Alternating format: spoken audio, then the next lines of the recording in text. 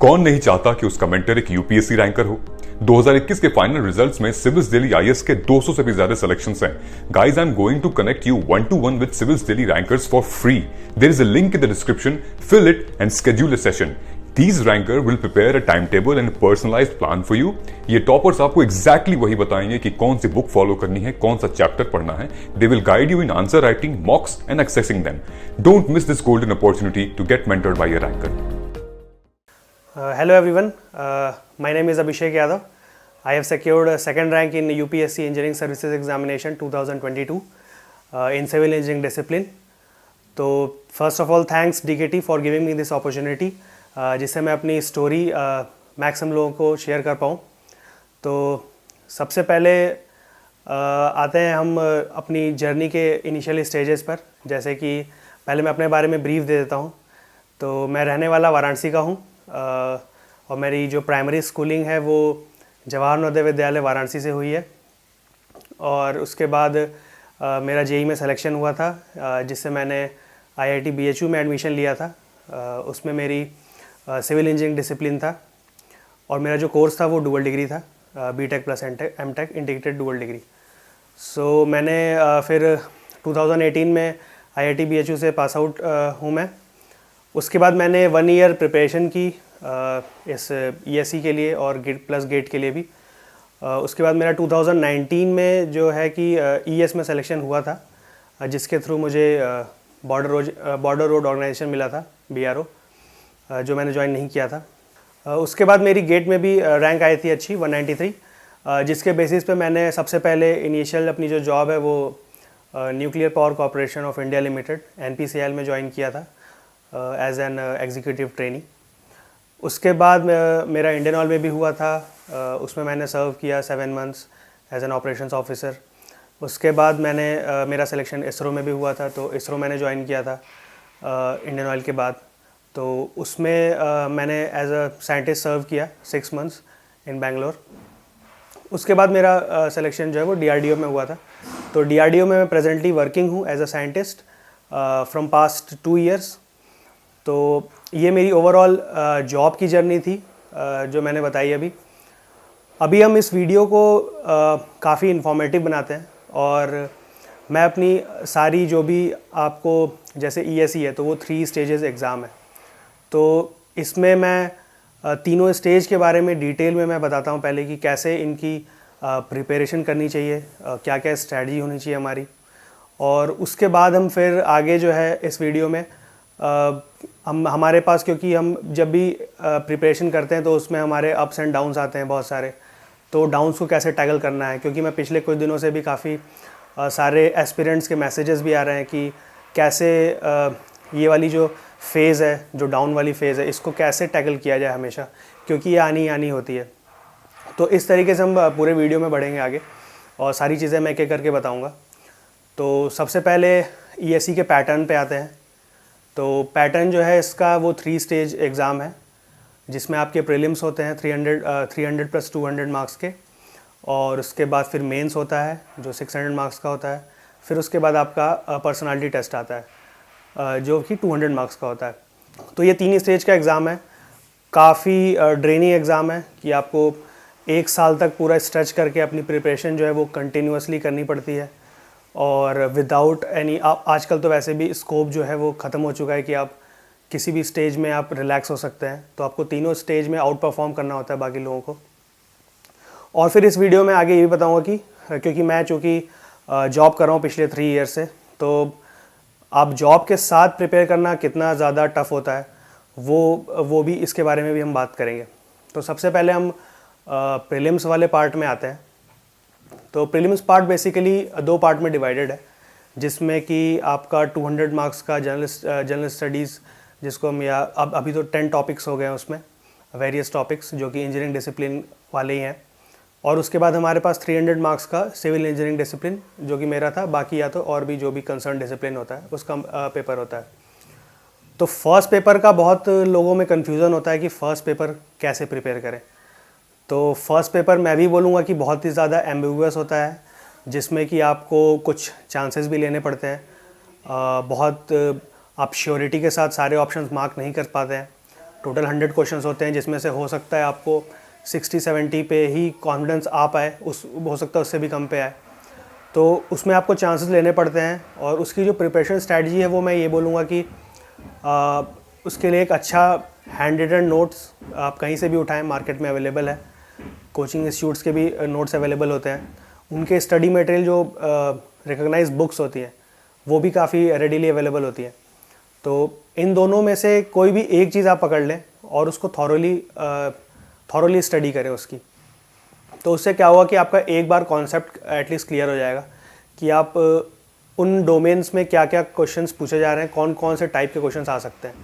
खैर क्वेश्चंस जो आते हैं प्रीलिम्स में वो कोई गेस तो नहीं कर सकता, लेकिन आपको एक ओवरऑल आइडिया हो जाता है कि हाँ किस टाइप के क्वेश्चंस मुझसे पूछे जाने वाले हैं। तो उसके बाद फर्स्ट पेपर में आप उसके बाद प्रैक्टिस करिए बहुत ज़्यादा, क्योंकि प्रैक्टिस करेंगे तभी आपको आइडिया लगेगा कि किस किस टाइप के क्वेश्चंस आ रहे हैं। फिर उसके बाद आते हैं हम कि उसमें जो 10 टॉपिक्स हैं उसमें आप आइडेंटिफाई करिए कि आपके स्ट्रॉन्ग पॉइंट्स कौन कौन से हैं, स्ट्रॉन्ग टॉपिक्स बेसिकली।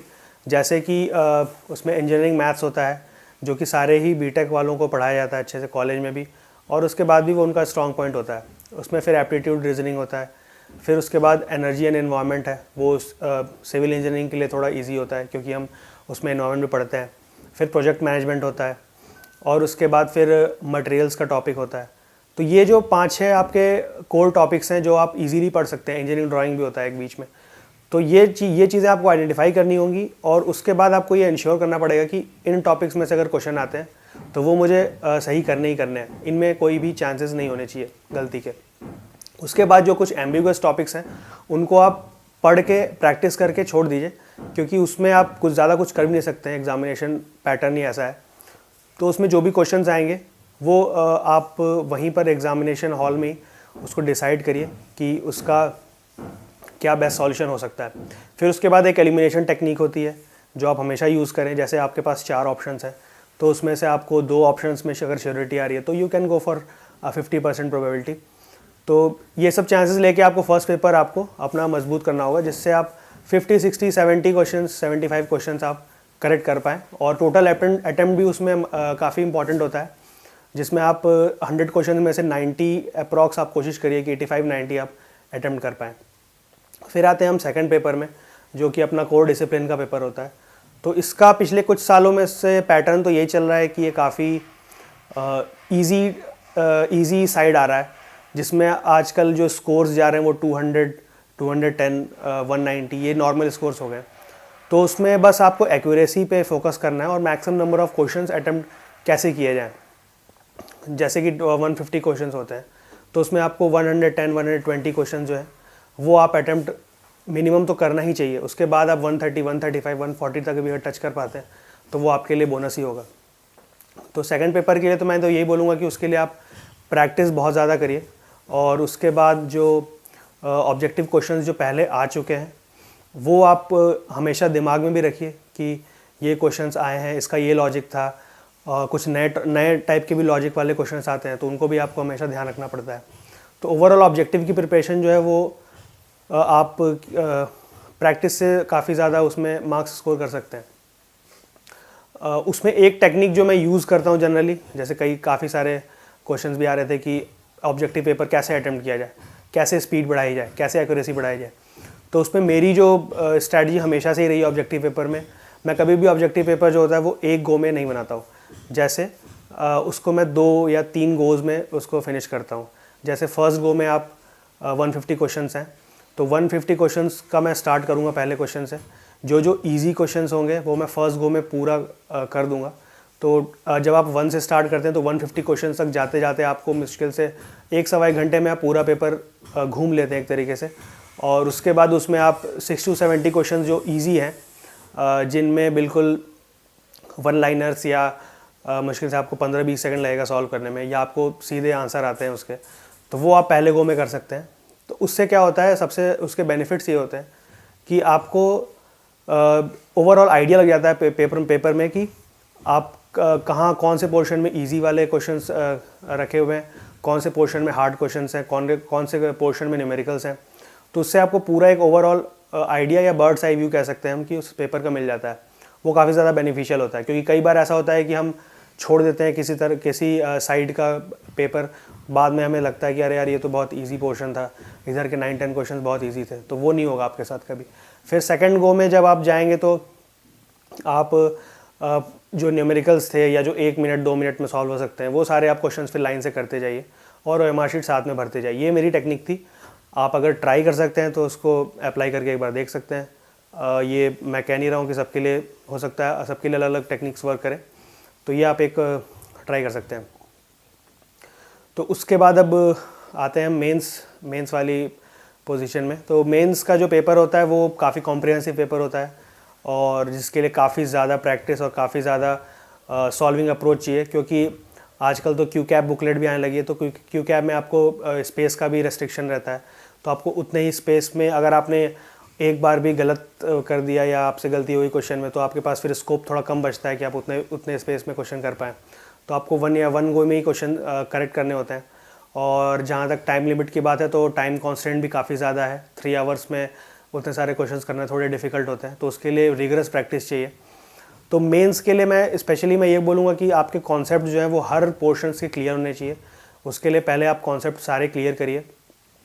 और काफ़ी लोगों में कन्फ्यूज़न ये होता है कि प्री की तैयारी अलग करें, मेंस की तैयारी अलग करें। तो इसका सीधा सॉल्यूशन ये है कि आप मेंस की प्रिपरेशन करिए। आपका प्री का तो ऑटोमेटिकली काफ़ी 80-90% प्रिपरेशन जो है वो हो जाएगी थ्योरी की। क्यों? क्योंकि मेंस के एक क्वेश्चन जैसे 20 मार्क्स का होता है, तो उसमें आपके 10 से 15 क्वेश्चन भी बन सकते हैं ऑब्जेक्टिव के। तो आप अगर एक मेंस का क्वेश्चन सॉल्व कर रहे हैं, तो जो कि आप 15 मिनट्स या 10 मिनट्स में सॉल्व कर रहे हैं, तो वो एक काफ़ी कॉम्प्रिहेंसिव क्वेश्चंस होते हैं जिससे आप 10 से 15 क्वेश्चंस कवर कर सकते हैं ऑब्जेक्टिव के। तो ये काफ़ी ज़्यादा बेनिफिशियल होता है। उसके बाद आप खुद ही जब मेंस का प्रैक्टिस करके आप पाएंगे कि काफ़ी ज़्यादा मैं मतलब प्री में जो है कॉन्सेप्ट्स काफ़ी क्लियर हो चुके हैं, तो आपको खुद ही ईजी लगेगा प्री का जब आप क्वेश्चन सॉल्व करेंगे। तो इसलिए सबसे पहले आपने जब एक बार थ्योरी के कॉन्सेप्ट्स क्लियर कर लिए हैं सारे, आप go for mains questions, previous year questions, previous year 15 साल के पेपर सॉल्व कर लीजिए। पेपर मतलब as a question paper solve करिए, ऐसे टॉपिक वाइज नहीं। उसके बाद आप मेंस के और भी टेस्ट सीरीज़ अगर प्रिपेयर कर लिया आपने, तो उसके बाद आप प्री के जो क्वेश्चंस होंगे काफ़ी इजी लेंगे आप। तो ओवरऑल आपको जो प्रिपरेशन है वो दोनों साथ में करनी है, और मेंस को पहले फोकस देके फिर आप प्री का आराम से दोनों की प्रिपरेशन कर सकते हैं। तो ये था अप टू मेंस स्टेज। अब मेंस में कई बार स्ट्रैटेजीज़ जो होती है वो कई बार आपकी वर्क करती है, कई बार नहीं वर्क करती है। जैसे अब मैं कहूँगा कि मेरे पहले स्ट्रैटेजी मेरी ये रहती थी कि मैं पहले कंपलसरी क्वेश्चन जो है 1 और 5 फर्स्ट और 5th क्वेश्चन जो है वो मैं पहले करता था, और उसके बाद मैं डिसाइड करता था कि मुझे कौन से 3 क्वेश्चंस करने हैं। तो कई बार इसमें ये होता है कि जो 12 मार्क्स के क्वेश्चंस होते हैं वो आपको दिए जाते हैं टाइम वेस्ट करने के लिए, ताकि आप इनिशियली अपना 15 to 20 मिनट्स दे दें उसमें।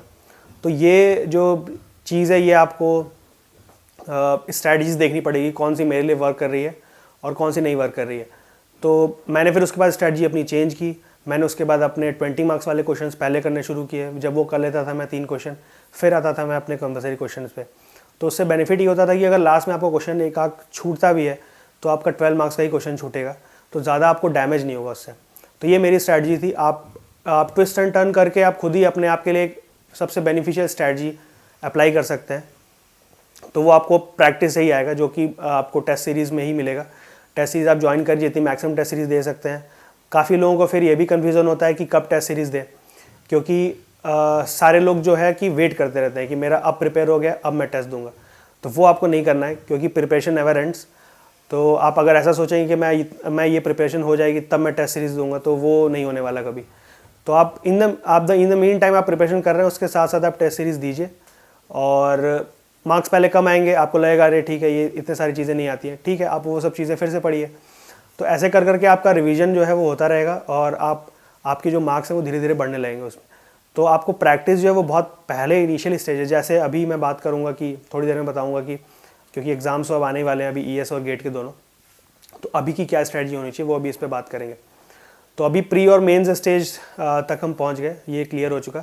अब आता है सबसे इम्पॉर्टेंट पर्सनालिटी टेस्ट। तो मैंने पहले ही बोला था इसका नाम इंटरव्यू नहीं है, पर्सनालिटी टेस्ट है। इसमें आपकी पर्सनालिटी टेस्ट की जाती है, आपके क्या क्या बिहेवियरल पैटर्न है, कैसे आप बोलते हैं, कैसे आपकी सॉफ्ट स्किल्स हैं। तो ये सब चीज़ें आपकी उसमें जज की जाती हैं। तो इसके लिए भी सबसे बेस्ट सॉल्यूशन है कि आप मॉक इंटरव्यूज़ दीजिए। सबसे ज़्यादा लोगों को जो प्रॉब्लम होती है वो हेजिटेशन होती है, हेजिटेशन और फ्लुएंसी, क्योंकि वहाँ पर कई बार लोगों को कन्फ्यूज़न होता है इंग्लिश में या हिंदी में। तो लैंग्वेज बैरियर मेरे हिसाब से तो नहीं है, आप हिंदी में इंग्लिश में दोनों में इंटरव्यू दे सकते हैं, ऐसा कोई दिक्कत नहीं। लेकिन कई बार जो इंग्लिश के टर्म्स होते हैं वो फ्लुएंसी हमें नहीं आ पाती है, क्योंकि हमें सारे टर्म्स जो हैं वो तो इंग्लिश में यूज़ करने हैं। तो वो जो हेजिटेशन और फ्लुएंसी उसको आप हटाने के लिए या फ्लुएंसी लाने के लिए आपको मॉक इंटरव्यूज़ देने पड़ेंगे। मॉक इंटरव्यूज़ काफ़ी ज़्यादा बेनिफिशियल होते हैं। उससे आपको एक तो इनसाइड व्यू मिलता है कि डैफ में से कौन कौन से क्वेश्चंस पूछे जा सकते हैं। डीएफ जो होता है वो काफ़ी इम्पॉर्टेंट होता है, क्योंकि आपके जो क्वेश्चंस हैं, आपको जो जज किया जा रहा है, आपकी जो पर्सनालिटी जज की जा रही है वो पूरे डीएफ से की जा रही है, डैफ से। तो डिटेल्ड एप्लीकेशन फॉर्म को आप बहुत ही ज़्यादा केयरफुली भरिए। आप उसको दूसरों से क्या बोलते हैं कि मतलब दूसरे से एडवाइस लेके भरिए कि क्या क्या उसमें डिटेल्स डालनी है आपको, क्या क्या, और always be true to your DF. क्योंकि उसमें आप अगर आप ब्लफ कर रहे हो उसमें, तो फिर बहुत ही नेगेटिव इम्पैक्ट जाता है उसका। तो उसमें आपको ये ध्यान रखना पड़ेगा कि आप जो भी उसमें इंफॉर्मेशन फिल कर रहे हैं वो सच फिल करें, और अपना जितना भी आपने जो भी अवार्ड्स या जो भी प्राइजेस जीते हैं या जो भी आपने एक्स्ट्रा करिकुलर एक्टिविटीज़ की हैं उनकी आप इंफॉर्मेशन सही से दीजिए और एडुकेट अमाउंट में दीजिए, जिससे कि सामने वाला जो है उसको भी लगे कि हाँ उसको भी एक इंसाइट मिले कि क्या क्या आप में जो भी आपकी प्रॉपर्टीज़ हैं। तो डैफ के बाद आपका मॉक इंटरव्यूज़ जो है वो बहुत इंपॉर्टेंट है, जैसा कि मैंने बताया अभी। तो ओवरऑल ये जो पर्सनालिटी टेस्ट है वो आपका 200 मार्क्स का रहता ही है। तो उसमें आपको अगर स्कोर लाना है 120, 130, 140, तो उसके लिए आपको मॉक इंटरव्यूज़ बहुत सारे देने पड़ेंगे, जिससे आपका जो है कि मॉक इंटरव्यूज़ में हेजिटेशन और फ्लुएंसी ये सब चीज़ें आएंगी। ये सारी स्ट्रैटेजी थी तीनों स्टेजेस के लिए। अब हम आते हैं सब बहुत ही इंपॉर्टेंट एस्पेक्ट है ये प्रिपरेशन का। हर कोई जो एस्पिरेंट होता है उसकी जर्नी में ये चीज़ आती है, वो है डिप्रेशन या एंग्जाइटी आपको होगी। तो ये इन सब चीज़ों से कैसे टैकल करना है। मैं पिछले बहुत दिनों से 10-20 दिनों से काफ़ी मैसेजेस भी पा रहा हूँ कि हाँ सर इसको कैसे टैकल करें, क्योंकि सबसे ज़्यादा ये प्रिपरेशन टाइम में तो होती है, उसके बाद ये एग्ज़ाम के पहले जो एक महीना 2 महीना बचा होता है उसमें भी बहुत ज़्यादा होती है डिप्रेशन या एंग्जाइटी, या परेशान होने लगते हैं। इनको कैसे टैकल करें। तो पहली बात हमें ये बात हमेशा ध्यान में रखनी चाहिए कि ये चीज़ें तो आएंगी ही आएंगी। It is a part and parcel of preparation. आपको डिप्रेशन हो चाहे एंजाइटी हो, ये हमेशा ही आएगी। तो पहले अगर आप ये मान के बैठे रहेंगे कि हाँ मुझे ये होने ही वाला है, तो उसकी एंजाइटी आपको कम बहुत होगी, क्योंकि उससे भी हम बहुत ज़्यादा परेशान होते हैं कि अरे यार मुझे एंजाइटी हो रही है, मैं कुछ पढ़ नहीं पा रहा हूँ ऐसा। तो ये चीज़ अगर पहले हम विश्वास दिला दें अपने मन को कि ये मुझे होने ही वाला है, तो उसके बाद आप आगे की सोचेंगे कि हाँ मैं इसको कैसे टैकल करूँ। तो टैकल करने के बहुत कुछ ईजी वेज़ हैं, जैसे मैंने बहुत लोगों को सजेस्ट भी किया है कि आप अपना फेवरेट काम कुछ करने लगें, या जैसे म्यूज़िक एक बहुत अच्छी टैकल करने का वे है। म्यूज़िक जनरली लोगों को पसंद ही होता है, तो आप कुछ अपने फेवरेट गाने या कुछ रेडियो या कुछ भी आप गाने वगैरह या म्यूज़िक वगैरह लगा लें। अगर आप कोई इंस्ट्रूमेंट बजाते हैं तो आप उसमें इंडल्ज हो जाइए। इमीडिएटली आप पढ़ाई छोड़ सकते हैं। कुछ देर के लिए आप तुरंत पढ़ाई से कट करके दूसरी एक्टिविटी में अपने आप को इंगेज करें। जैसे कि म्यूज़िक बता ही दिया मैंने आपको, जो स्पोर्ट्स में है तो आप वो खेल सकते हैं। कुछ नॉर्मल किसी से आप बातचीत करना चाहते हैं, बातचीत कर सकते हैं। आपके फ्रेंड्स होते हैं, फैमिली होते हैं, जो आपको अनकंडीशनल सपोर्ट जो है वो हमेशा ही देते हैं। तो ये जो चीज़ें हैं इससे आप हमेशा ही टैकल कर पाते हैं। आपको बस ये करना होता है कि तुरंत आपको उसको कट ऑफ करना है अपने पढ़ाई से, और दूसरी चीज़ें करनी है, कुछ भी जो आपको जॉय देती हो। आपको कुछ वेब सीरीज़ देखने का मन कर रहा है या वीडियोस कुछ देखने का मन कर रहा है, आजकल बहुत पॉपुलर इंस्टाग्राम रील्स देखने का मन कर रहा है, तो आप वो एक लिमिट में कर सकते हैं, ऐसा कोई दिक्कत नहीं है। तो ये चीज़ें जो हैं आपको इमीडिएटली आपको बेनिफिट करती हैं आपको कि आप मतलब इन चीज़ों से आप टैकल कर पाएँ। तो ये सब कुछ शॉर्ट मेथड्स हैं जिनसे आप इजीली आप ओवरकम कर सकते हैं अपनी ये वाली फीलिंग्स को। उसके बाद हमारा जो मेन एक मेरा कंसर्न था, जैसे कि मैं जॉब के साथ प्रिपेयर कैसे करते हैं। तो मैं पहले बता दूं कि जो भी आजकल के आप किसी भी अगर आप ग्रुप ए जॉब में जाते हैं या कोई भी आप गवर्नमेंट जॉब में जा रहे हैं, तो प्रेशर तो बहुत रहता ही रहता है, और आपको वर्क जो 9 to 5 या 8 घंटे की जो भी जॉब है उसमें आपको अपना बेस्ट तो देना ही पड़ता है। उसके बाद आपको जब आप शाम को आते हैं, जैसे 5:30-6 बजे आप जब आए ऑफिस से, उसके बाद आपको अपने माइंड को रीस्टार्ट करना पड़ता है कि आप फिर से 4 या 5 घंटे के लिए आप अपनी स्टडी में कुछ कंट्रीब्यूट कर पाएँ। क्योंकि आपको ये ध्यान रखना है कि आपको जो कम्पीट करना है वो उन एस्पिरेंट से करना है जो दिन भर अपनी स्टडी में लगे हुए हैं। तो उनसे कम्पीट करने के लिए आपको एक्स्ट्रा एज चाहिए ही चाहिए। वो एक्स्ट्रा एज आपको शाम को जब आप रीस्टार्ट करते हैं तो उसके बाद 4-5 घंटे आपको मिनिमम स्टडी करनी पड़ती है, तभी मिल पाएगा। तो उसके बाद मेन प्रॉब्लम लोगों को यही आती है, क्योंकि आप जब ऑफिस से आते हैं तो आपको पढ़ने का मन बहुत कम, मतलब मैं तो ज़ीरो ही कहूँगा कि वो करता है। तो उसके बाद अपने आप को आप रिफ़्रेश करिए, जैसे आपने हाथ मुँह धोया या चाय वगैरह पिया, कुछ थोड़ा मोड़ा 15-20 मिनट आपने कुछ अदर एक्टिविटीज़ की, जैसे अपना जो भी स्पोर्ट्स, म्यूज़िक, गाने वाने सुन लिए। उसके बाद जो है आप आधे घंटे बाद खुद को रिस्टार्ट करिए और एक फ्रेश स्टार्ट करिए स्टडी के लिए। तो उसके बाद आप 4-5 घंटे 11 बजे तक, 11:30-12 बजे तक आप कंटिन्यूस स्टडी कर सकते हैं, बीच में डिनर ब्रेक लेके। तो ये मेरा प्लान था, मेरा रूटीन था कि मैं शाम को आता था ऑफिस से। उसके बाद मैं, क्योंकि दिन में भी मेरा जो वर्क रहता था वो टेक्निकल रहता था काफ़ी, तो उसमें आपका माइंड कंज्यूम होता है दिन भर, बॉडी कंज्यूम होती है। उसके बाद रीस्टार्ट करना काफ़ी डिफ़िकल्ट होता है। तो एक ही चीज़ बचती है, वो होती है मोटिवेशन। तो मोटिवेशन ही आपको पूरा रीस्टार्ट कर सकती है, और वो मोटिवेशन अगर आपका हमेशा ही लेवल आपने मेंटेन कर रखा है तो आप फिर अपने आप को रीस्टार्ट कर पाएंगे और फिर 4-5 घंटे आपको स्टडी कर पाएंगे। उस 4-5 घंटे में आपको ये भी इंश्योर करना है कि प्रैक्टिस भी करनी है आपको। अगर आप 3 घंटे का पेपर देना चाहते हैं तो वो थोड़ा मुश्किल होता है शाम को, क्योंकि 3 घंटे एक सेटिंग में बैठना, वो भी पेपर सॉल्व करना, वो थोड़ा मुश्किल हो पाता है। तो उसको आप वीकेंड पे भी शेड्यूल कर सकते हैं कि हाँ, सैटरडे संडे को आप 1-2 पेपर या 3 पेपर ऐसे मॉक पेपर्स आप दे रहे हैं। और टेस्ट सीरीज़ वैसे जनरली शेड्यूल जो की जाती हैं वो सैटरडे संडे की होती है। तो इस तरीके से आप प्लान कर सकते हैं अगर आप जॉब कर रहे हैं तो।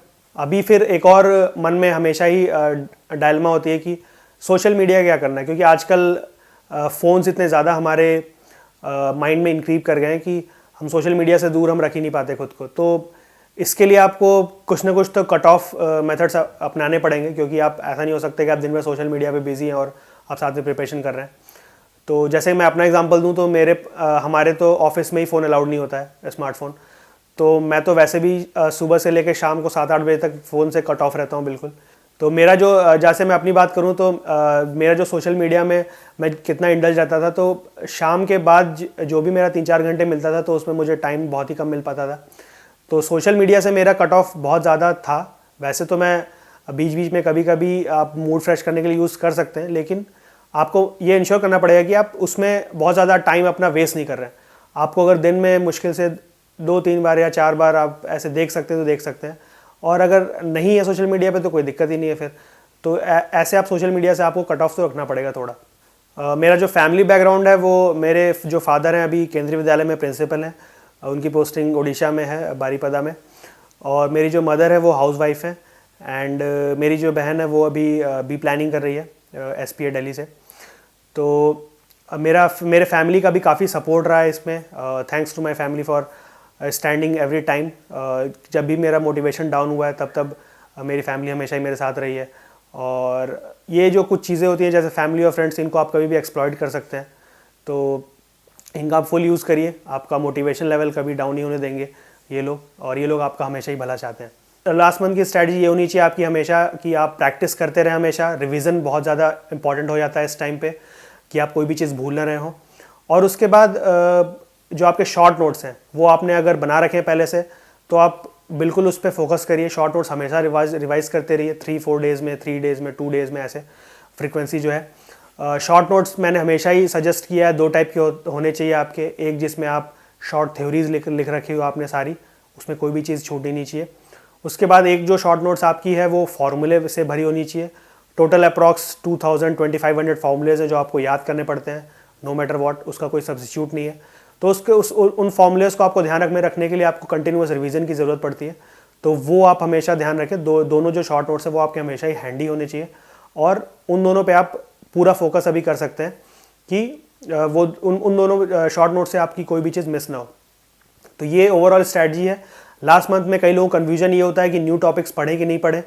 तो मैं तो बोलूँगा कि आजकल न्यू टॉपिक्स बहुत आ रहे हैं और न्यू टॉपिक्स कहीं से भी कुछ भी आ सकता है उसमें से। तो आप इजी जो टॉपिक्स हैं न्यू टॉपिक्स में, जैसे कुछ फॉर एग्जांपल मैं बता दे रहा हूँ टनल इंजीनियरिंग वगैरह या ये सब चीज़ें जो है, तो वो आप पढ़ सकते हैं, ऐसा कोई दिक्कत नहीं है, क्योंकि मुश्किल से they hardly take 2 to 3 hours to study.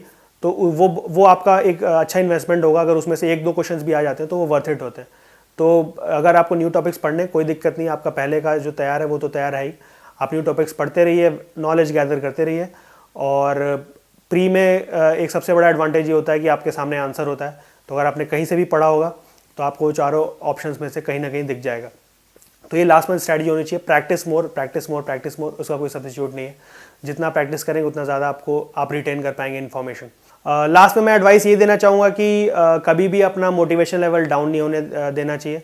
और जब भी आपको ऐसा लगे कि मैं पढ़ाई नहीं कर पा रहा हूँ या मेरे से कुछ प्रैक्टिस नहीं हो पा रही है, तो वो आपका डाउन नहीं होना चाहिए। उसके बाद सबसे इंपॉर्टेंट बात जो ये आती है कि ESE नहीं भी होता है आपका, तो आपके पास बहुत सारे अपॉर्चुनिटीज़, अच्छे अपॉर्चुनिटीज़ भी हैं।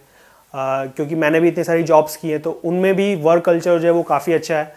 तो उस ESE का सब्स्टिट्यूट तो बहुत सारे हैं। तो आपको ये हमेशा ध्यान में रखना पड़ेगा कि आप ESE के साथ साथ और भी जॉब्स में आप जा सकते हैं। तो don't lose hope for that कि आप ESE नहीं हो पाएगा तो मेरा कुछ नहीं होगा। तो आप प्रिपरेशन पूरा अपना फुल दीजिए, नहीं होता है तो भी ठीक, होता है तो वेल एंड गुड, बहुत अच्छा। अभी अब काफ़ी सारे लोगों के मैसेजेस आ भी रहे हैं, काफ़ी लोग सजेशंस मांग भी रहे हैं। तो अभी अगर आप मुझसे कांटेक्ट करना चाहते हैं तो मैं इंस्टाग्राम पे अवेलेबल हूँ। मेरा यूज़र नेम है जो अभी डिस्प्ले यहाँ कर रहे होंगे, तो अभिषेक06 ABHISHAKE 06। आप मुझे फॉलो कर सकते हैं, मुझे मैसेजेस कर सकते हैं डायरेक्ट, मैं डायरेक्ट वहाँ पर अवेलेबल हूँ। मैं रिप्लाई देता रहता हूँ लोगों के, जो भी आपके सजेशन, जो भी क्वेरीज़ हैं उनका मैं सॉल्यूशन देता रहता हूँ। तो आप मुझे कांटेक्ट कर सकते हैं उस पर। तो एट लास्ट मैं थैंक यू बोलना चाहूँगा DKT को कि मुझे अपॉर्चुनिटी दी कि मैं आप लोगों के साथ इंटरेक्ट कर पाऊँ, आप लोगों के साथ डिटेल में अपनी जर्नी शेयर कर पाऊँ। तो thanks to DKT for this. आगे मैं भी काफ़ी एक्साइटेड हूँ अपनी न्यू जर्नी के लिए कि ट्रेनिंग कैसी होगी और जो भी आएगी लाइफ है। And all the best for you guys. Exams आ गए हैं तो अच्छे से प्रिपेयर करिए और टेस्ट सीरीज देते रहिए। All the best.